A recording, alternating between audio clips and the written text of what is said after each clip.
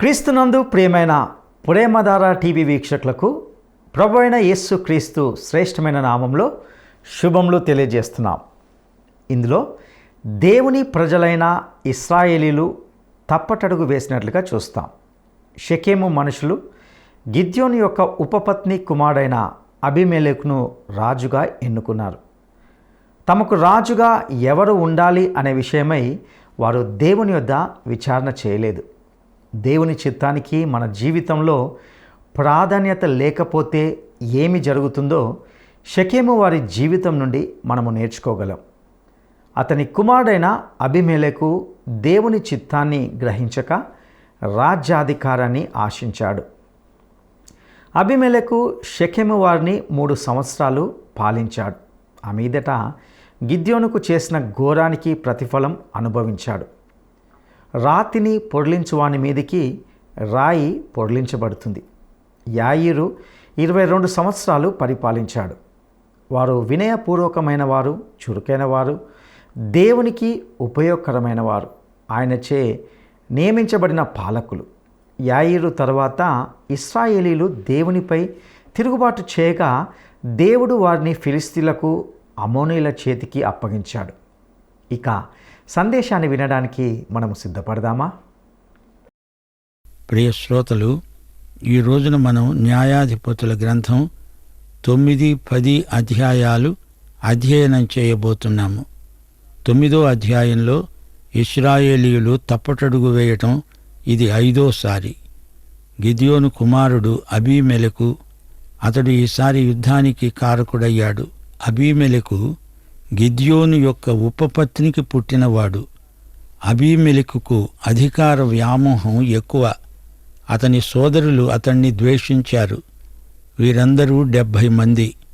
అబీమెలెకు అధికార కాంక్ష పట్టపగ్గాలు లేకుండా చెలరేగింది.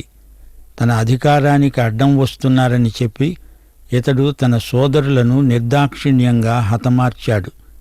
తాను నాశనమైపోయాడు. దేవునికి లోబడిన వ్యక్తులు ఘన విజయం సాధించగలరు, కాని అబీమెలెకు దేవునికి లోబడలేదు. రాజకీయ సంక్షోభానికి తానే కారకుడయ్యాడు. ఇప్పుడు వివరాలు. షెకెములో ఉన్న తన సహోదరులతో అబీమెలెకు అన్నాడు, మీరంతా షెకెము యజమానులను అడిగి వారి అభిప్రాయం తెలుసుకోండి. 70 మంది సోదరులు మిమ్ములను ఏలటం మంచిదా, లేక అబీమెలెకు ఒక్కడూ మిమ్ములను ఏలటం మంచిదా? అందరూ అబీమెలెకే కావాలన్నారు. తన పక్షాన ప్రచారం చేయడానికి అల్లరి జనాన్ని కూలికి పెట్టుకున్నాడు. ఆ తరువాత అబీమెలెకు ఒఫ్రాలో తన సహోదరులందరినీ 70 మందిని రాతి మీద చంపాడు. యోతాము అనేవాడు గిద్యోను చిన్న కుమారుడు. వాడు మాత్రం ఎలాగో తప్పించుకున్నాడు. అబీమెలెకు క్రూరుడు, పశుప్రాయుడు, హత్యా రాజకీయాలలో ఆరితేరినవాడు. ఈ విధంగా అబీమెలెకు పరిపాలకుడయ్యాడు. ప్రజలెంతో పరిపాలకుడు అంతే. అతడు చేసిన దుష్కార్యాలకు దేవుడు అతణ్ణి శిక్షించకుండా వదల్లేదు. అతణ్ణి కావాలని నెత్తికి ఎక్కించుకున్నందుకు షెకెము ప్రజలను కూడా దేవుడు శిక్షించాడు. ప్రజలలో అబీమెలెకుకు వ్యతిరేకంగా పోరాటం మొదలైంది. యోతాము గిద్యోను చిన్న కొడుకు. అతడు గెరిజీము పర్వతం మీదికి ఎక్కి బిగ్గరగా అన్నాడు, షెకెము యజమానులారా, నేను చెప్పే ఉపమానం వినండి. అడవిలోని చెట్లన్నీ ఆలివ్ చెట్టును తమకు రాజుగా ఉండమని అడిగాయి. ప్రజలకు నేను మంచి తైలం సరఫరా చేస్తాను. ఈ సేవను మాని మీకు నేను రాజునవడం నాకు ఇష్టం లేదు. అప్పుడు అవి అంజూరపు చెట్టును తమకు రాజుగా ఉండమని అడిగాయి. నేను రాను, నేను నా మంచి ఫలాలను ప్రజలకు పంచిపెట్టాలి అన్నది అంజూరపు చెట్టు. అలాగే ద్రాక్షవల్లిని అడిగితే, నేను దేవుణ్ణి, మానవులను సంతోషపెట్టే ద్రాక్షరసం ఇవ్వడం మాని రాజునవ్వడానికి రాను పోండి. చివరికి అడవిలోని చెట్లన్నీ కలిసి ముండ్ల పొదను ఆహ్వానించాయి. ముండ్ల పొద అన్నది, రండి, నా నీడను ఆశ్రయించండి, లేకపోతే అగ్ని నాలో నుండి బయలుదేరి లెబానోను దేవదారు చెట్లను కాల్చివేస్తుంది. నా తండ్రి పనికత్తె కుమారుడు అబీమెలెకు నా తండ్రి మీకు చేసిన ఉపకారానికి ఇదా మీరిచ్చే ప్రతిఫలం? అబీమెలెకు ముండ్ల పొదలాంటివాడు. అతని అగ్ని మిమ్మల్నందరినీ చివరికి అతణ్ణి కూడా దహించేస్తుంది. అంతటా యోతాము పారిపోయి బేయేరు అనే చోట కాపురమున్నాడు. యోతాము ఉపమానం ఎంతో అర్థవంతమైనది. ఈ ఉపమానంలోని చెట్లు గిద్యోను 70 మంది కుమారులు. ముండ్ల పొద అబీమెలెకు. మీరు ఎన్నుకునే చెట్లు మంచివైతే ఫలాలు కూడా మంచివే. ముండ్ల పొద పరిపాలిస్తే అది అందరినీ దహించి వేస్తుంది. యోతాము ఉపమానం అక్షరాలా నెరవేరింది. అబీమెలెకు షెకెమును దగ్ధం చేశాడు. చివరికి తాను తల పగిలి చచ్చాడు. అబీమెలెకు 3 సంవత్సరాలు పరిపాలించాడు. దురాత్మ ప్రభావం చేత అబీమెలెకు మోసపోయాడు. షెకెమీయులు దారిదోపిడీలు చేశారు. దేవతాలయంలో తిని తాగి అబీమెలెకును దూషించసాగారు. గాలు అనేవాడు అబీమెలెకుతో యుద్ధానికి తలపడ్డాడు. అబీమెలెకు గాలును తరిమేశాడు. 45వ వచనం. అబీమెలెకు అరోమా పట్టణాన్ని నాశనం చేసి ఉప్పు చల్లాడు. అతను సల్మోను కొండ ఎక్కి గొడ్డలి చేత పట్టుకుని చెట్ల నుండి పెద్ద కొమ్మను నరికి భుజం మీద వేసుకొని తనతో ఉన్నవారు అలాగే చెయ్యాలని శాసించాడు. కోట చుట్టూ ఆ కొమ్మలను వేసి కోటను అగ్నితో కాల్చివేశాడు. షెకెము గోపుర యజమానులు ఇంచుమించు 1000 మంది చచ్చారు. సోదరీ సోదరులారా, వింటున్నారా? అబీమెలెకు షెకెము రాజు. ఈ షెకెములో పూర్వం అబ్రహాము ఉన్నాడు. అక్కడ ఉన్నప్పుడే షెకెము యువరాజు యాకోబు కుమార్తెను మానభంగం చేశాడు. యోసేపు ఎముకలు షెకెములో పాతిపెట్టబడ్డాయి. ఈ షెకెములోనే యెహోషువ ప్రసంగం చేసినప్పుడు ప్రజలు దేవునితో నిబంధన చేసుకున్నారు.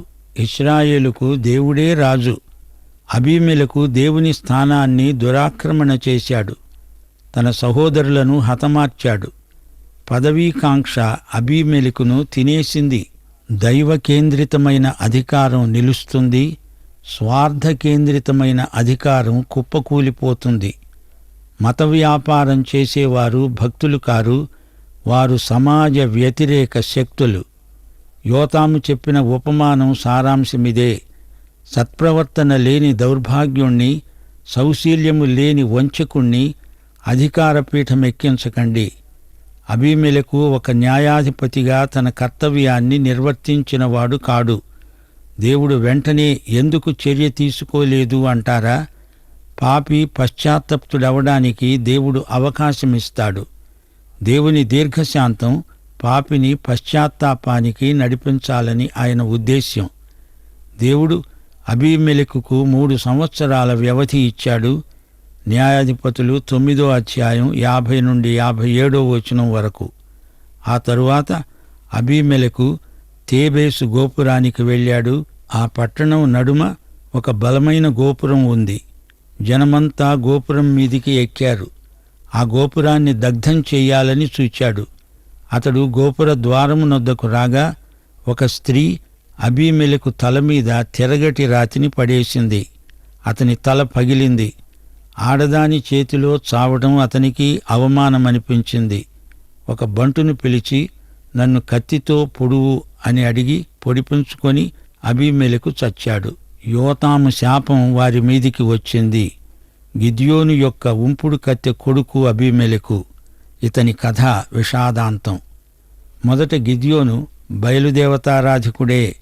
కాని సత్యదేవుణ్ణి ఎరిగినవాడై అతడు గొప్ప కార్యాలు చేయగలిగాడు. కాని అతని కుమారుడు అన్యులు కూడా చేయ సాహసించని అసభ్య కార్యాలు చేశాడు. కీర్తనలు 68 వచనం 14. సర్వశక్తుడు అక్కడ రాజులను చెదరగొట్టినప్పుడు సల్మోను మీద హిమము కురిసింది. అబీమెలెకు ముండ్లకంపలాంటివాడు. ముండ్లకంప అడవినంతా తగలబెట్టింది. తాను మండి మశాన్నమైపోయింది. దేవుడు చేయనిదే తమను తామే నాయకులుగా చేసుకున్న వారికి శ్రమ. శ్రోతలు, మనమిప్పుడు న్యాయాధిపతుల గ్రంథం 10వ అధ్యాయానికి వచ్చాము.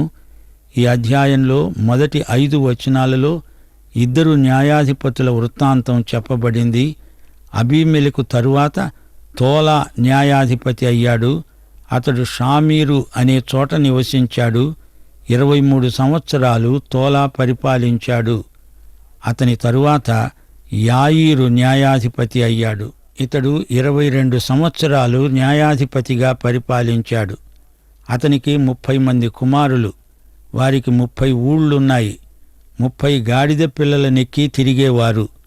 వాటిని యాయీరు గ్రామాలు అని వ్యవహరిస్తారు. యాయీరు గాని అతని 30 మంది కుమారులు గాని ఏమి చేసినట్లు? యాయీరు కొడుకులు గాడిద పిల్లల మీద స్వారీ చేస్తూ సరదాగా తిరిగారు. అంతకు మించి వారు చేసిందేమీ లేదు. వీరి తరువాత ఇశ్రాయేలీయులు తిరిగి విగ్రహారాధనలో పడిపోయారు. ఎప్పటికాలిట్టిట్టే దేవుడు వారిపై కోపగించి ఫిలిష్తీయుల చేతికి, అమ్మోనీయుల చేతికి వారిని అప్పగించాడు. 18 సంవత్సరాలు ఇశ్రాయేలీయులు శత్రువుల చేతిలో ఎంతో చితికిపోయారు. అప్పుడు ఇశ్రాయేలు వారు దేవునికి మొర్రపెట్టి క్షమాభిక్షను కోరారు. దేవుడు న్యాయశీలి, నీతిగల దేవుడు. ఆయన పాపాన్ని శిక్షించి తీరతాడు. కష్టాలు వచ్చినప్పుడు సణగవద్దు. కష్టాల మధ్య దేవుని సందేశమేదో అది వినాలి. తల్లికున్నదా తండ్రికున్నదా నీ ప్రేమ జాలి యేసయ్యా, అన్నదమ్ములకైనా కన్న బిడ్డలకైనా నీ ప్రేమ లేదు యేసయ్యా. తల్లికున్నదా తండ్రికున్నదా నీ ప్రేమ జాలి యేసయ్యా, అన్నదమ్ములకైనా కన్న బిడ్డలకైనా నీ ప్రేమ లేదు యేసయ్యా. యేసయ్యా యేసయ్యా మంచి యేసయ్యా, యేసయ్యా యేసయ్యా నా మంచి యేసయ్యా, యేసయ్యా యేసయ్యా మంచి యేసయ్యా, యేసయ్యా యేసయ్యా నా మంచి యేసయ్యా. తల్లికున్నదా తండ్రికున్నదా నీ ప్రేమ జాలి యేసయ్యా.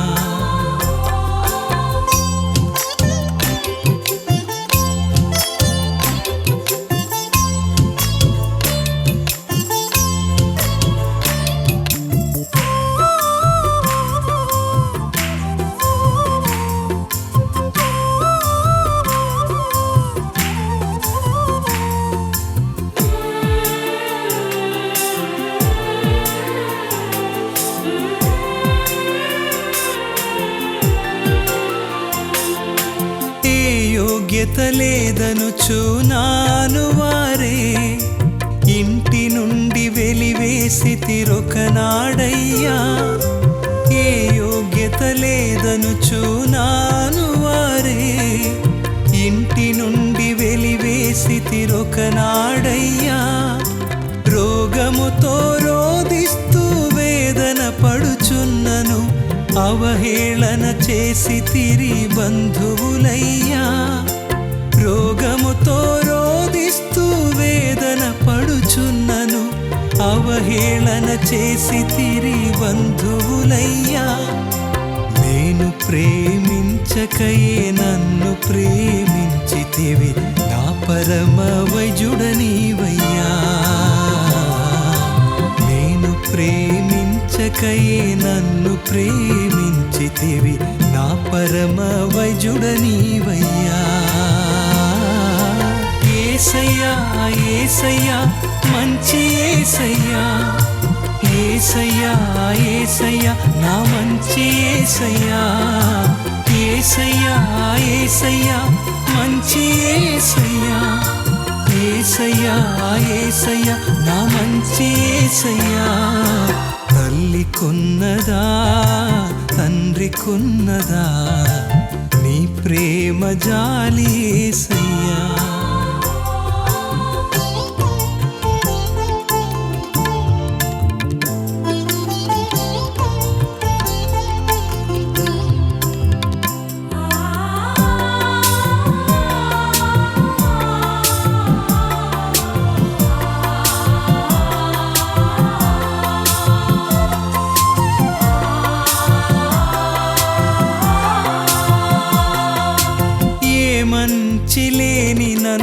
మంచిగా ప్రేమించి నీ ఇంటికి చేర్చితివి ఈనాడయ్యా. ఏ మంచి లేని నన్ను మంచిగా ప్రేమించి నీ ఇంటికి చేర్చితివి ఈనాడయ్యా. జ్ఞానము ఐశ్వర్యమును ఇచ్చితివయ్యా. మనిషిగా నిలిపితివి మనుగడనిచ్చి. జ్ఞానము ఐశ్వర్యమును ఇచ్చితివయ్యా. మనిషిగా నిలిపితివి మనుగడనిచ్చి. నేను ప్రేమించకయే నన్ను ప్రేమించితివి. నా మంచి కాపరి నీవయ్యా. నేను ప్రేమించకయే నన్ను ప్రేమించితివి. నా మంచి కాపరి నీవయ్యా. యేసయ్యా యేసయ్యా మంచి యేసయ్యా. యేసయ్యా యేసయ్యా నా మంచి యేసయ్యా. యేసయ్యా యేసయ్యా మంచి యేసయ్యా. యేసయ్యా యేసయ్యా నా మంచి యేసయ్యా. తల్లికున్నదా తండ్రికున్నదా నీ ప్రేమ జాలి యేసయ్యా. అన్నదమ్ములకైనా 9వ వచనం. అమ్మోనీయులు యూదా బెన్యమీను ఎఫ్రామీయులతో యుద్ధం చేయడానికి యోర్దానును దాటి వచ్చారు. అప్పుడు గాని ఇశ్రాయేలీయులకు తెలివి రాలేదు. దేవునికి ఆక్రందన చేశారు. నేను మిమ్మును కాపాడను, దేవతలు ఏం చేయగలవో మీరే చూసుకోండి అన్నాడు దేవుడు. కాని ఇశ్రాయేలీయులు పశ్చాత్తాపం చెందిన వారై దేవుణ్ణి వేడుకున్నారు. వారు అన్యదేవతలను తొలగించారు. దేవుని ఆత్మ ఇశ్రాయేలీయులకు కలిగిన దురవస్థను చూచి సహించలేకపోయాడు. ఇశ్రాయేలీయులకు ఇదే అలవాటైపోయింది. దేవుడు వీరికి ఆపదముక్కుల దేవుడైపోయాడు. ఆపద రాకముందే దేవుని యందు విశ్వాసముంచితే ఎంత బాగుండేది. ప్రియ శ్రోతలు, దేవుడు మన యొక్క ప్రతి సమస్యను పరిష్కరించగలడు. ఆయనకు అసాధ్యమైనది ఏదీ లేదు. పరిస్థితులు తమకు అనుకూలంగా ఉన్నప్పుడు ఇశ్రాయేలీయులు దేవుణ్ణి మరిచిపోతూ వచ్చారు. అయినా దేవుడు తన ప్రజలను విడువడు, ఎడబాయడు.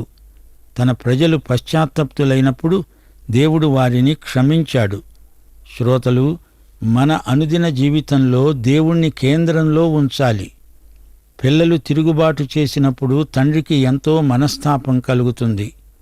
యేసు ప్రభువు లోకానికి వెలుగుగా వచ్చాడు. నేను లోకానికి తీర్పు తీర్చడానికి రాలేదు, లోకాన్ని రక్షించడానికి వచ్చాను అన్నాడు ప్రభువు. యేసు చెప్పిన మాటే తీర్పు తీరుస్తుంది. శ్రోతలారా, దేవునికి సన్నిహితులై ఉండండి. తీరా తీర్పు వచ్చాక ఏడవటం కాదు, ముందుగానే ప్రభువు దగ్గరికి రావాలి. న్యాయాధిపతులు 10వ అధ్యాయం 17-18 వచనాలు. అమ్మోనీయులు గిలాదులో దిగారు, ఇశ్రాయేలీయులు మిస్పాలో దిగారు. గిలాదు పెద్దలు అనుకున్నారు, అమ్మోనీయులతో యుద్ధం చేయగల సమర్థుడే మాకందరికీ ప్రధాని అవుతాడు. శ్రోతలు వింటున్నారా? అమ్మోనీయ జాతి న్యాయాధిపతుల కాలంలో ఎంతో ఉచ్చదశలో ఉంది. అమ్మోను ఎవరు? లోతు కుమార్తె వ్యభిచరించినప్పుడు పుట్టిన కొడుకు. మోయాబు కూడా అలా పుట్టినవాడే. మోయాబు, అమ్మోను జాతులు జంటగా ఉంటాయి. వీరిని జయించడం ఎంతో కష్టసాధ్యం. 10వ అధ్యాయంలో మనకు పరిచయమైన న్యాయాధిపతులు చేసిందేమీ లేదు, సాధించింది ఏమీ లేదు. యాయీరు 8వ న్యాయాధిపతి. ఇతనికి 30 మంది కొడుకులైతే వీరికి తండ్రి తలా ఒక గాడిదను కొనిపెట్టాడు. యాయీరు వృత్తాంతం మనకు ఏమి నేర్పుతున్నది? తన గమ్యమేదో తెలియని మనిషికి ఎంత ఐశ్వర్యమున్నా దానివలన ఎవరికీ ప్రయోజనముండదు. కొందరు బలహీనులున్నారు. వారికి ఉన్న బలమంతా వారి అధికారమే. ఆ అధికారం కాస్తా పోయినప్పుడు వారి గతి చూడండి. వారినెవరూ లెక్క చెయ్యరు. ఆ రోజుల్లో రాజులు గాడిదల మీద ఊరేగేవారు. గుర్రాలు కూడా ఉండేవి. గాడిద సమాధానానికి గుర్తు, గుర్రం యుద్ధానికి సంకేతం. గుర్రాలను ఈజిప్టు నుండి దిగుమతి చేసుకునేవారు. యాయీరు తన కుమారులకు తలా ఒక గాడిదను కొని ఇచ్చాడు. ధనవంతులు మాత్రమే వాటిని కొనగలరు. న్యాయాధిపతి కుమారులకు అది హోదా. మీకు జ్ఞాపకముందా? ఒకసారి యెరూషలేముకు యేసుక్రీస్తు స్వారీ చేస్తూ వచ్చాడు. గాడిద మీద ఎక్కి వచ్చాడు. గాడిద రాజులెక్కే వాహనం. ఆయన రాజు గనకే గాడిదెక్కి వచ్చాడు. ఆయన సాత్వికుడు. ఆయనను చూచి ప్రజలు హోసన్నా నినాదాలు చేశారు. యాయీరు న్యాయాధిపతి, ఎంతో ధనికుడు. కొడుకులకు గాడిదలను కొని ఇచ్చాడు. కొడుకులు అడిగిందల్లా ఇచ్చి వారిని చెడగొట్టాడు. ఆ 30 మందిలో ఒక్కడైనా ప్రయోజకుడు లేడు. సరదాగా గిలాదులో అటూ ఇటూ తిరుగుతున్నారు. అంతకు మించి వారు ఇంకా ఏమీ చెయ్యలేరు. యేసు ప్రభువు ఎక్కబట్టి ఆ గాడిదకు గుర్తింపు వచ్చింది. ప్రశస్త వస్త్రాలు పరిచారు. దానిమీద గాడిద నడిచింది. అయితే యాయీరు కొడుకులు అప్రయోజకులు. వారెక్కిన గాడిదలకు విలువేముంది? అదేమన్నా ఊరేగింపా? ఎవరైనా వారికి జేజేలు చెప్పారా? యాయీరు కొడుకుల గాడిదలను చూచి సైతాను చాలా మెచ్చుకొని ఉంటాడు. ప్రజలకు అది చూడడానికి వినోదంగా ఉంది. యాయీరు న్యాయాధిపతి అయి ఉండి కొడుకులతో వారి గాడిదలతో కాలక్షేపం చేస్తున్నాడు. చివరికి వారు గాడిదల్లాంటి కొడుకులయ్యారు. నోవహు దినాలలో ప్రజలు పెండ్లిళ్ళు చేసుకుంటున్నారు, పిల్లల్నిస్తున్నారు, పుచ్చుకుంటున్నారు. అంతే. దేవునికి ఘనత లేదు, మహిమ లేదు. సొలొమోను ఏమి చేశాడు? విదేశాలకు ఓడలను పంపి కోతులను నెమళ్లను దిగుమతి చేసుకున్నాడు. తాను రాజై ఉండి ఇదేనా చేయాల్సింది? ఇది ఎలాంటి కాలక్షేపం? ఇదేమి వినోదం? నెమళ్ల అందం చూచి ఓహోహో అన్నాడు. కోతి చేష్టలు చూచి హిహిహి అన్నాడు. అంతకు మించి మరేమీ లేదు. సోదరీ సోదరులారా, ఒక గమ్యము, గురి, ఉద్దేశ్యము, ధ్యేయము లేకుండా ఊరికే ఇటు డబ్బు తేవడము, అటు ఖర్చు పెట్టడము, ఇటు డబ్బు దాచిపెట్టడము, దాన్ని భద్రపరచలేక నానా అగచాట్లు పడడము, దీనివల్ల దేవునికి ఏమి మహిమ? అపొస్తలుడైన పౌలు సాక్ష్యం, నా మట్టుకైతే బ్రతకడము క్రీస్తే, చావైతే లాభము. బ్రతికితే ప్రభువు కోసమే, చనిపోయినా ప్రభువు కోసమే. యాయీరుకు గొప్ప ఆస్తి ఉంది. అతనిలో ఆత్మ సంబంధమైన శక్తి శూన్యం. అతడు బతికాడు, చనిపోయాడు. అతడు సాధించింది ఏదీ లేదు. ఫిలిష్తీ, అమ్మోనీయ రాజ్యాలకు ఇశ్రాయేలీయులు 18 సంవత్సరాలు పూర్తిగా లొంగిపోయారు. పరాయి దేశాలకు బానిసలయ్యారు. అమ్మోనీయులు వీరిని బాగా అణగొట్టారు. విగ్రహారాధనను బట్టి అనేక శాపాలు వీరి మీదికి వచ్చాయి. ఇర్మియా 17వ అధ్యాయం 9వ వచనం అంటోంది, హృదయము అన్నిటికంటే మోసకరమైనది, అది ఘోరమైన వ్యాధి గలది, దానిని గ్రహించగలిగిన వారెవరు? ఈ హృదయ వ్యాధిని ఏ మానవుడు గ్రహించజాలడు. యేసు ప్రభువు పరమ వైద్యుడు. ఆయన వద్దకు వస్తేనే కాని ఈ హృదయ రోగము నయం కాదు. దేవుడు ఇశ్రాయేలును తన సాధనముగా ఏర్పరచుకున్నాడు. ఆ సాధనం చెడిపోతే దాన్ని అవతల పెట్టివేసే హక్కు, అధికారము ఆయనకుంది. దేవుడు మన మీద ఆధారపడి ఉన్నాడని భ్రమపడవద్దు. మనమే ఆయన మీద ఆధారపడవలసిన వారము. తిరిగి ఇశ్రాయేలీయులు పశ్చాత్తాపాన్ని వెలిబుచ్చారు. దేవుని తట్టు మరిలారు. దేవుడు వారిని క్షమించాడు. ఈ అధ్యాయం చివరలో ఇదే సత్యం ప్రకటించబడింది. ఇశ్రాయేలీయులకు నాయకుడు లేడు. అది గొప్ప సంక్లిష్ట పరిస్థితి. దేవుడు ఏ నాయకుణ్ణి పంపుతాడో వారికి తెలియదు. దేవుని నడుపుదల కోసం కనిపెట్టుకొని ఉన్నారు. గిలాదు నివాసులందరికీ ఒక ప్రధాని కావాలి. పరిశుద్ధాత్మ దేవుని ప్రజల అధోగతిని చూచి ఎంతో దుఃఖించాడు, సహించలేకపోయాడు. సోదరీ సోదరులారా, ఈ రోజున పరిశుద్ధాత్మ విశ్వాసుల్లో నివాసమున్నాడు. ఆయనను దుఃఖపరచకూడదు. పరిశుద్ధాత్మకు వ్యతిరేకంగా దేవుని బిడ్డలు పాపం చేయకూడదు. పరిశుద్ధాత్మ ఒక వ్యక్తి. ఈయనకు వ్యతిరేకంగా విశ్వాసులు మాత్రమే పాపం చేయడం జరుగుతుంది. మత్తయి సువార్త 12వ అధ్యాయం 31-32 వచనాలు, మనుష్యులు చేసే పాపములు, దూషణ వారికి క్షమించబడతాయి, కానీ ఆత్మ విషయమైన దూషణకు పాపక్షమాపణ ఉండదు. పరిశుద్ధాత్మ కార్యములను తృణీకరించకూడదు. హెబ్రీ పత్రిక 10వ అధ్యాయం 29వ వచనంలోని హెచ్చరిక దేవుని కుమారుణ్ణి పాదములతో త్రొక్కి తాను పరిశుద్ధపరచబడడానికి సాధనమైన నిబంధన రక్తమును అపవిత్రమైనదిగా ఎంచి కృపకు మూలమైన ఆత్మను తిరస్కరించినవాడు ఎంత ఎక్కువైన దండనకు పాత్రుడిగా ఎంచబడతాడని మీకు తోస్తున్నది. పరిశుద్ధాత్మను కాదని పాపి తన నిజస్థితిని గ్రహించనేరడు. పరిశుద్ధాత్మను ఎదిరించకూడదు. విశ్వాసి యొక్క నూతన జన్మ పరిశుద్ధాత్మ క్రియే. పరిశుద్ధాత్మను వ్యతిరేకించటం ఘోరమైన నేరం. న్యాయాధిపతులు 10వ అధ్యాయం 16వ వచనం, దేవుని ఆత్మ ఇశ్రాయేలీయులకు కలిగిన దురవస్థను చూచి సహించలేకపోయాడు. ప్రియ సోదరుడా, సోదరి, నీ సంగతేమిటి? నీవు యేసుక్రీస్తును నీ స్వంత రక్షకుడుగా ఎరుగుదువా? ఆయనను అంగీకరించావా? తీర్మానం చేసుకోవడానికి పరిశుద్ధాత్మ నిన్ను నడిపించునుగాక. పాఠం ఇంతటితో సమాప్తం. మన ప్రభువైన యేసుక్రీస్తు వారి దివ్య కృప, తండ్రి అయిన దేవుని పరమ ప్రేమ, పరిశుద్ధాత్మ యొక్క అన్యోన్య సహవాసము, సమాధానము మనకందరికీ నిత్యత్వము పర్యంతము తోడై ఉండునుగాక. ఆమేన్. గిద్యోనుకు ఎంతమంది కుమారులు? గిద్యోనుకు ఎంతమంది కుమారులు? 1 7, 2 70, 3 10.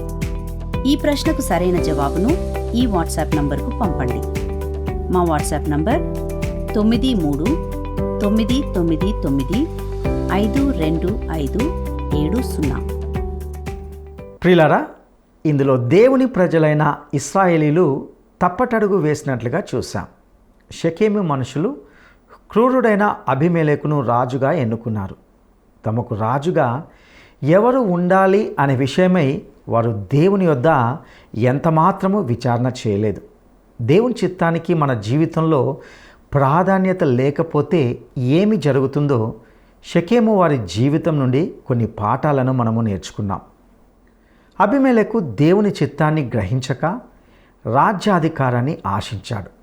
దేవుని కేంద్రితమైన అధికారం ఎప్పటికీ నిలుస్తుంది.